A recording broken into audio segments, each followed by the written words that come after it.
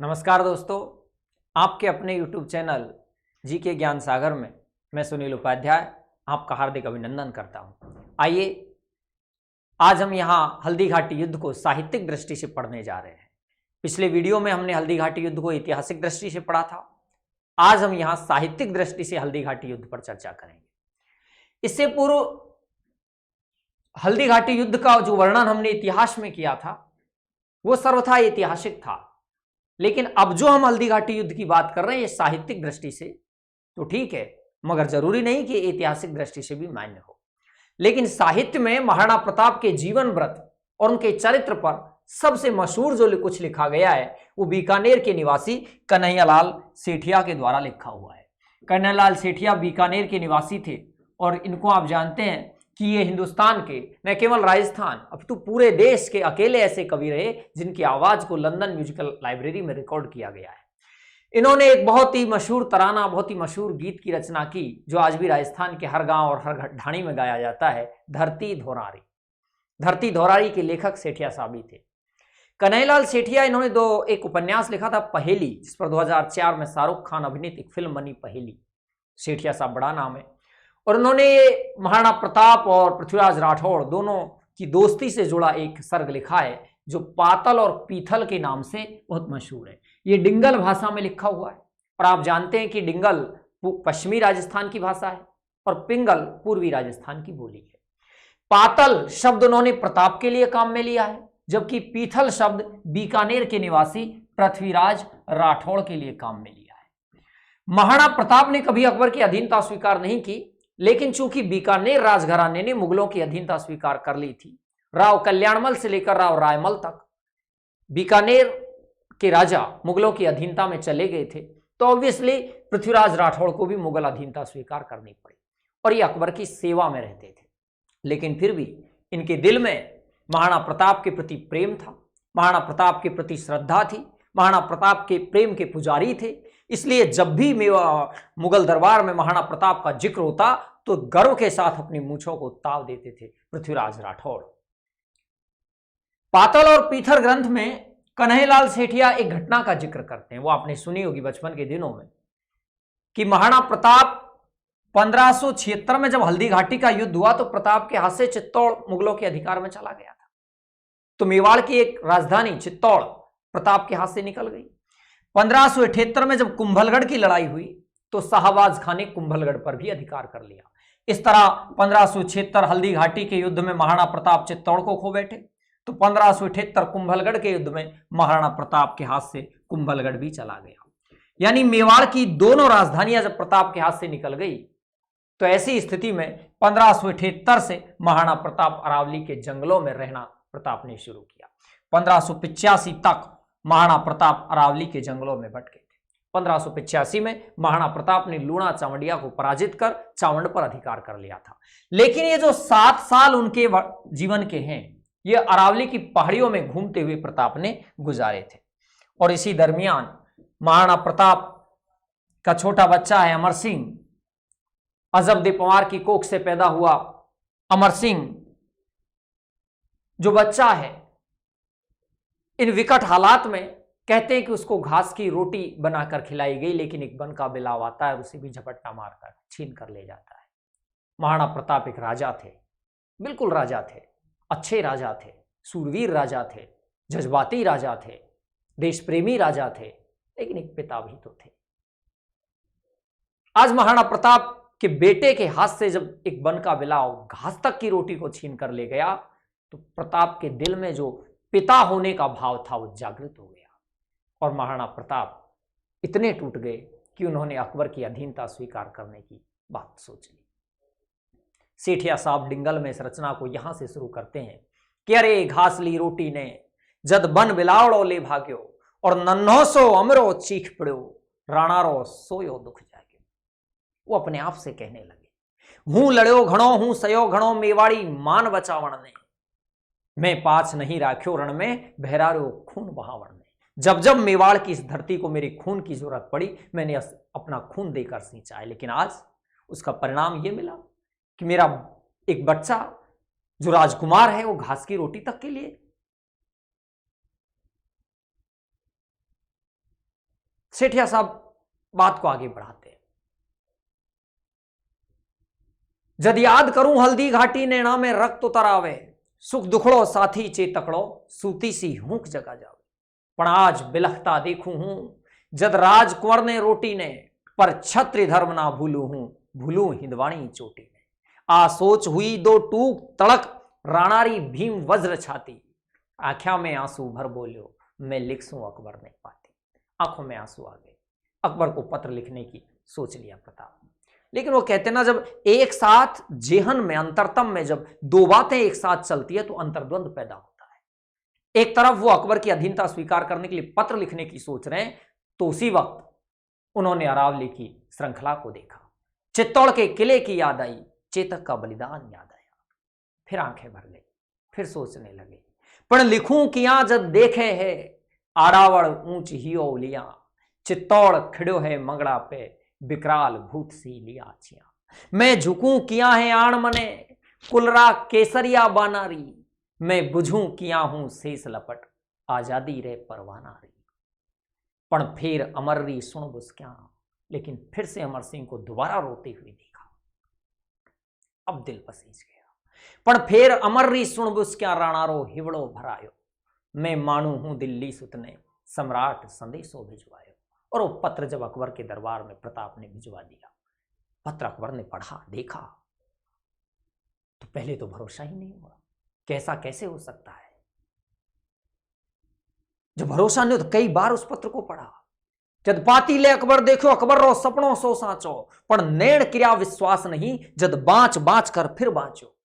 कई बार पत्र को पढ़ा, उसे लगा ऐसा हो कैसे सकता है कि आज हिमालय पिघल गयो, कि आज हुयो सूरज शीतल, कि आज शेष रो सर डोलो, आ सोच हुयो सम्राट विकल। लेकिन जब भरोसा हो गया तो अकबर ने पृथ्वीराज राठौड़ को याद किया। बीकानेर नरेश पृथ्वीराज राठौड़ को बुलावा भेजा गया कि जहां पना हुजूर सलामत बादशाह अकबर तुम्हें दरबार में बुला रहे हैं। भरे हुए दरबार में अकबर पृथ्वीराज राठौड़ को बेइज्जत करने के लिए, पृथ्वीराज राठौड़ से ही उस पत्र को पढ़वाने के लिए राठौड़ को बुलाते हैं। जब दूत इशारो पाभाजो पीथल ने तुरंत बुलावण ने, और किरणारो पीथल आकूद्यो अकबर रो भरम मिटावण। और जैसे ही पीथल आए, पीथल को देखते ही गर्व के साथ प्रताप ने कहा, वारे पीथल देख जरा मेवाड़ी पाग पगा में है, और अब बता मणे किन रजवट रो रजपूती खून रगा में है। और मर डूब चढ़ू भर पानी में, पीथल से कहा, मर डूब चढ़ू भर पानी में झूठा ही गाल बजावे हो, और प्रण टूट गयो व राणा को तू भाट बना बिरदावे हो। तू जिसकी भाट बनकर बिरदावलियां गाता था, उस राणे का प्रण कि वो कभी अधीनता स्वीकार नहीं करेगा, खंड खंड हो गया। जैसे ही पत्र हाथ में लिया, पृथ्वीराज राठौड़ उर्फ पीथल ने पत्र को पढ़ा। जद पाती ले पीथल देखियो अकबर री सैनी सेनानी, और नीचा सु धरती खिसक गई आंख्या में भरायो पानी। पीथल समझ गया कि प्रताप कोई घोर मुसीबत में है। और इसी पीथल ने बाद में भामाशाह को यह सूचना दी थी। फिर भामाशाह ने 20,000 पण महाराणा प्रताप को दिया था। लेकिन वो समझ तो गया, खुद तो समझ गया, लेकिन पृथ्वीराज राठौड़ कवि थे, डिंगल का हैरोश कहते हैं इनको। टेस्टिटोरी ने इन्हें डिंगल का हैरोश कहा है। वेली किशन रुक्मणी री ख्यात से लेकर गंगा लहरी तक किताबें लिखी है। कवि थे, अच्छे कवि थे, डिंगल के कवि थे। और वो कहते ना, जहां ना पहुंचे रवि वहां पहुंचे कवि।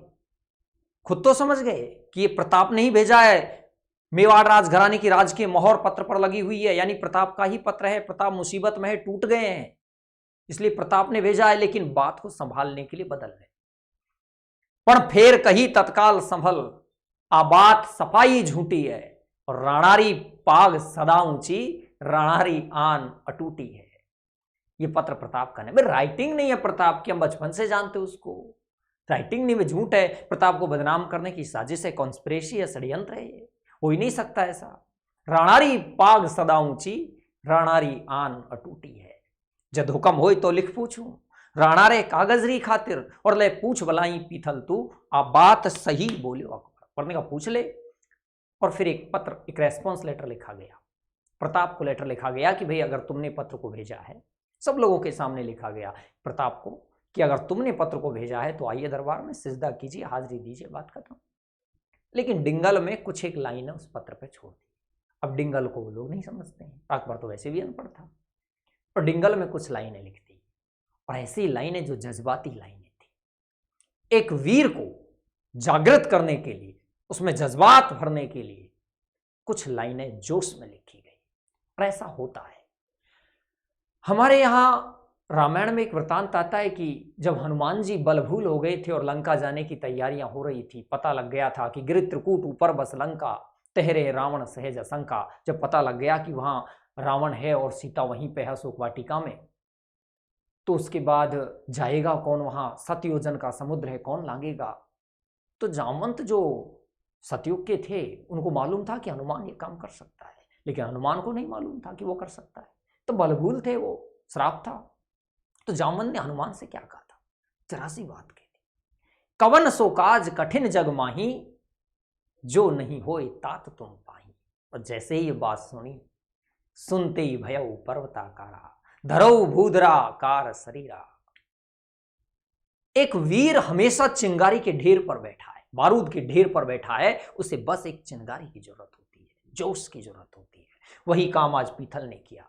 और पत्र में क्या लिखा, डिंगल में लिखा कि ये क्या है रे, ये सब क्या है।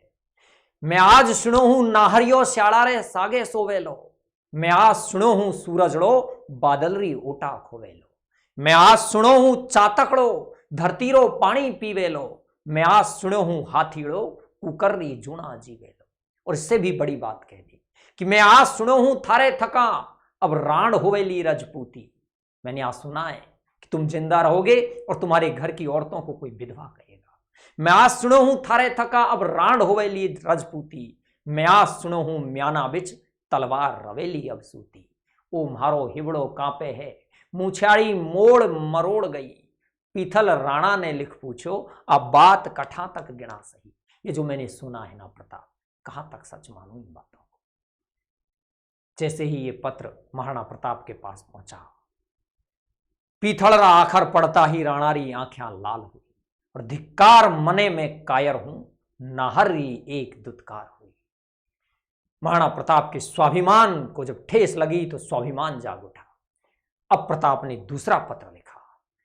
अब सोचिए आप, जज्बात आने से पहले प्रताप ने पत्र लिखा अकबर को अधीनता स्वीकार करने के लिए, और आज जब ये बातें पीथल की सुनी तो प्रताप ने दूसरा पत्र लिखा ये बताने के लिए कि प्रताप किसे कहते हैं, मेवाड़ क्या है, और मेवाड़ के लोग अपनी रजपूती आन बान शान के लिए किस हद तक जा सकते हैं, ये बताने के लिए दूसरा पत्र प्रताप ने लिखा। हर उस प्रश्न का जवाब दिया जो पीथल ने उनसे पूछा था।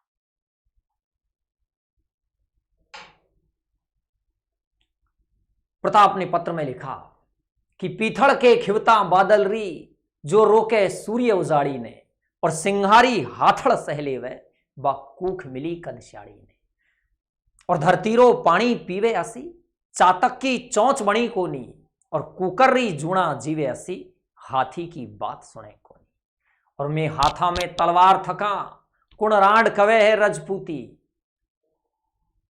और म्याना रे बदले बेरारे छाती में सूती। हमारी तलवारें म्यानों में विश्राम नहीं करती, दुश्मन की छातियों में विश्राम करती है। और कह देना उस बादशाह अकबर से कि मेवाड़ धधकतो अंगारो आंधिया में चमचम चमकेलो, और कड़खेरी उठती ताना पर पग पग पर खड़ो खड़केलो। और रहा सवाल तेरी मूछों का पीथल, तो राखो थे मूछे आए ठोड़ी लोहिरी नदी बहादूला, हूं अथक लड़ूला अकबर सु उजड़ो मेवाड़ बसादूला। हूं रजपूत रणरो जायो हूं रजपूती आण निभाऊला, और शीश पड़े पर पाग नहीं अकबर रो मान घटाऊंगा, अकबर रो मान घटाऊंगा। आज के वीडियो में बस हम कन्हैयालाल सेठिया का जिक्र कर रहे थे, उनके पाथल पीथल ग्रंथ का जिक्र कर रहे थे। ऐसी ही एक कविता श्याम नारायण पांडे ने लिखी है। श्याम नारायण पांडे ये हिंदी के बड़ा नाम है। श्याम नारायण पांडे ने एक खंड काव्य लिखा है जिसका नाम है हल्दी घाटी। बहुत मशहूर खंड काव्य है श्याम नारायण पांडे का हल्दी घाटी। कुछ एक लाइनें इससे उठाता हूं। युद्ध का जिक्र किया है तो युद्धात्मक शब्द भी लिखे कि निर्बल बकरों से बाघ लड़े। श्याम नारायण पांडे की हल्दी घाटी से ले रहा हूं निर्बल बकरों से बाघ लड़े, भिड़ गए सिंह मृग छोनों से। और घोड़ों पर घोड़े, निर्बल बकरों से बाघ लड़े, भिड़ गए सिंह मृग छोनों से। घोड़ों पर घोड़े गिर पड़े, गिरे हाथी, पैदल बिछ गए बिछौनों से। और हाथी से हाथी जूझ पड़े, हाथी से हाथी जूझ पड़े, भिड़ गए सवार सवारों से। और घोड़े पर घोड़े टूट पड़े, तलवार लड़ी तलवारों से। और एक स्थिति हल्दी घाटी में ऐसी आई जब मानसिंह जो मर्दाना हाथी पर सवार था, चेतक पर सवार थे महाराणा प्रताप, दोनों का आमने सामने हो गए दोनों। जैसे ही वक्र दृष्टि से महाराणा प्रताप ने देखा मानसिंह को, तो फिर रक्त देह का उबल उठा, जल उठा क्रोध की ज्वाला से। तो घोड़े से कहा बढ़ो आगे, बढ़ चलो कहा निज भाला से। क्या प्रतिम शौर्य प्रताप का था, क्या द्वितीय भाला उनका था कि तनकर भाला भी बोल उठा, राणा मुझको विश्राम न दे, बैरी का मुझसे हृदय गोप, तू तनिक मुझे आराम न दे।